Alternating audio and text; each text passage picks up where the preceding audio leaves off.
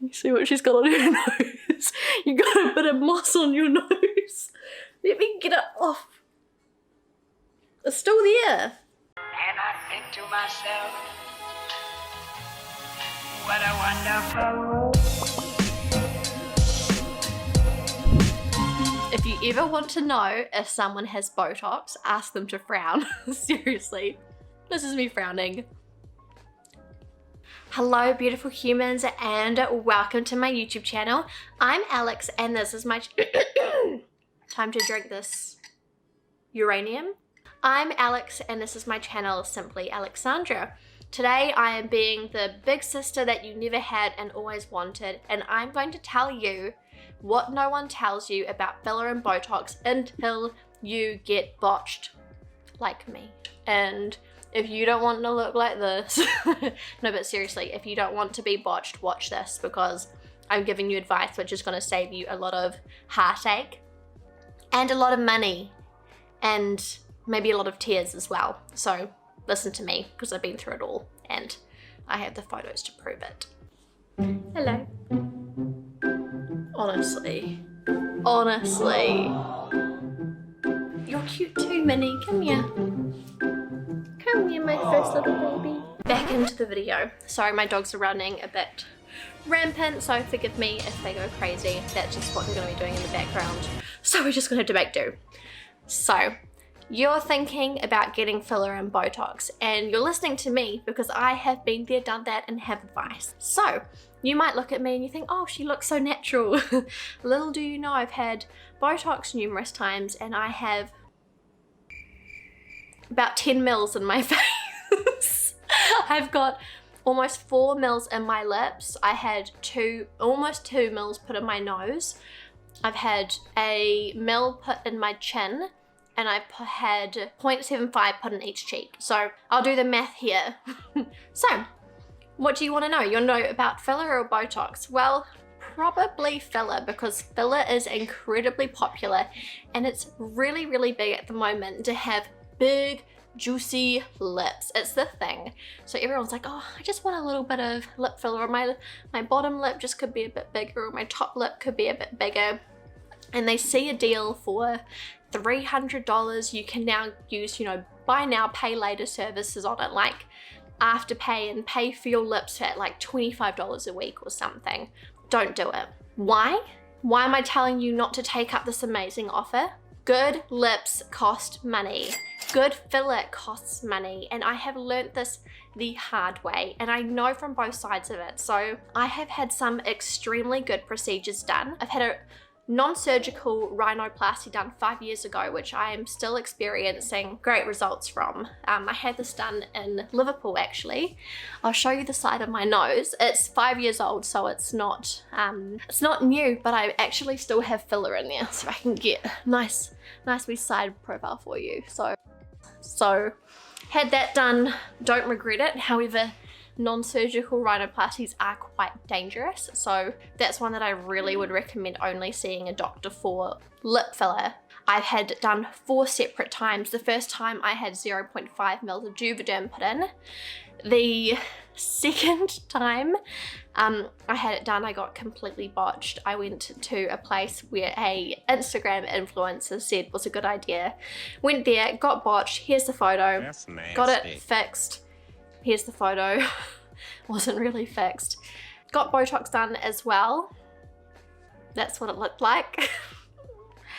And yeah, so I didn't have the best time. It was, I think, $399 for a mil of Restylane Kiss, I want to say. And then I had it done, my lips done a 4th time right before my wedding, which was by a doctor, and to be honest, I think it went relatively well. I haven't had my lips dissolved at all, so I have 3.5 mils in my lips, which is a lot. I've had my chin done. I had that right done before my wedding, and I've had my cheeks done twice. Once right before my wedding, and once when I had my nose done and there was a little bit left, and she's like, shall I chuck it in your cheeks or your chin? And I was like, you chuck it wherever you want to. Just make the most of that mil. So that's quite a lot of filler. And what I wish I knew about filler is the fact that for some people, and I'm one of those people, it doesn't really dissolve. In fact, it seems like it dissolves because it seems to fade away, but in fact, on me, maybe it dissolves a little bit, but actually what it's doing is it's moving around. And this is what my lips are basically a case study for. They look smaller than they used to be, but it's not because the lip itself is smaller, it's because the surrounding area got bigger. And this is what has happened to me where you end up with a little bit of a duck lip. So I'm gonna show you what that looks like. So you can kind of see I've got filler that has moved up here. So I'm actually gonna have to get that dissolved, and it hasn't moved too much underneath. So what you need to know about the filler is if you're getting filler done, you may have to get filler done, then get it dissolved, and then get it refilled. And then when it moves around again, get it dissolved, and then get it refilled. Because some people like myself just don't metabolize it, and studies are showing, and I'll put the doctor here that actually did an MRI on a patient's face who found that her tear trough filler didn't actually really dissolve. In fact, it just moved down. So filler really is, it's not a magic pill. It's not like it's filled, it's there, it's good, it's done. Or it's filled, it's there, it's good, and then it's gone. It can move. And it can kind of disfigure your face in the process while it's moving. And you may not be aware of it. So that's what I wanted to talk about. You may have to dissolve and refill, and your lips and tear trough are some of the most common places for that as far as I'm aware. Now the next thing I want to talk about is that Botox can move too, and I've actually had incidents where for me, for some reason, not Botox, but let's just call it anti-wrinkle, because I've had only Dysport. I haven't actually had the brand Botox. So I've been injected with Dysport twice. I've had it in my hairline for a Botox eyebrow lift. I've had it in my forehead, my 11 lines, my laughter lines, my upper lip, and each time for some reason it seems to nab another muscle. And effectively what Dysport or anti-wrinkle does is you have it injected, it's meant to basically paralyze that muscle, but sometimes when it's in that muscle it can seep over, so the botulism fluid can seep over to another muscle and paralyze that as well. And this is what happened the last time that I had anti-wrinkle. And currently this part of my face should be much more mobile than it is. And I actually was left with looking like I'd had a mini stroke because one of the muscles had been paralyzed and had taken out the other one, and the other one hadn't moved. So I actually had to have more Botox put into my chin, or put into the side of my chin, so that my smile wasn't crooked. The thing about Botox is it can't be dissolved. You have to wait. And for some people like myself, Botox lasts a very long time, so it's not just a 3 months and it's out thing for me. For me, it's like this could be there for 5. What are you doing, Minnie? Don't do that. You're right, you put yourself behind all the tripods. Oh, you're a silly girl, huh? One more thing I want to say, which is that we are now seeing a whole bunch of treatments being done with filler, which were never designed to be done with filler. Now I'm talking about jaw construction. Amounts of filler, like 10 mils of filler or more, are being injected into people's jawlines to create a jaw.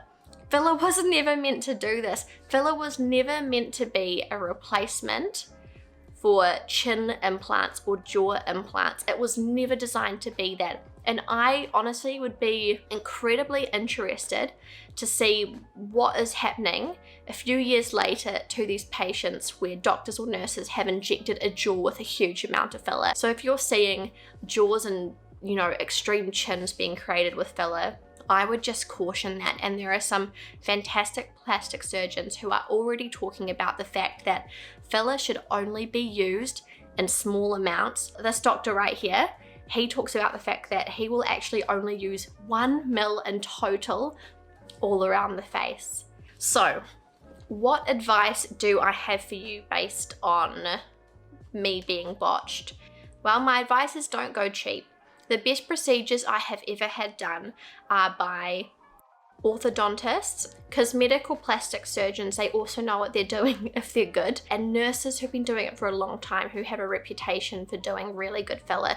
They're good. But just going into any laser clinic, which is what I did, or just going into any filler clinic or cosmetic clinic isn't necessarily going to get you the results that you want. You have to see people who are really good at this. They're like an artist with filler.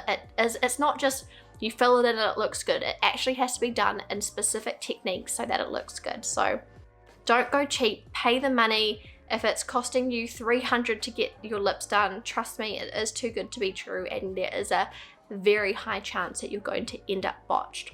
And not only could you end up looking funny, you could end up actually losing some of your skin.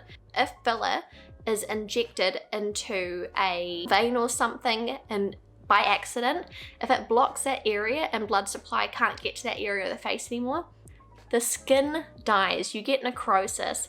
And necrosis is very serious. So if you've seen, you know, Everest videos of people who go to Everest and they get frostbite and the tissue starts to die off, that's basically necrosis. So it's not all roses and rainbows. Filler and Botox do come with a side of being botched or with being seriously